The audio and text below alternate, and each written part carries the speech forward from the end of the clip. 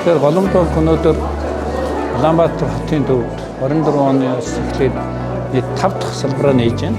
Эдгээр бид нар дижитал шилжилт хийж банкны олон үйлчилгээ одоо онлайнаар хийгдэг болсон ч гэсэн одоо тийм бич салбаруудын ашиг бүгд ерөөсө буухгүй байгаа. Ялангуяа одоо энэ өнгөрсөн оны 12 дугаар сард салбараа нээсэн том худалдааны төв байна. Өдөртөө нэг 12-оос 15 мянган хүн ордог энэ Драгон терминал худалдааны төв гэж энэ худалдааны төвтэй олон жил хамтран ажилтны хувьд барьж ашиглалтанд оруулахад гол санхүүгийн дэмжлэг өсний хувьд бол салбараа нээж байгаа. За өнөөдрийн байдлаар салбар маань 4 дахь сарда амжилттай ажиллаж байна. Тодорхой хэмжээний хөөсвөр татсан байна.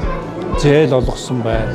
За энд байгаа олон худалдааны байгууллага аж ахуйн нэгжүүдэд одоо босоор үйлчилсэн байна.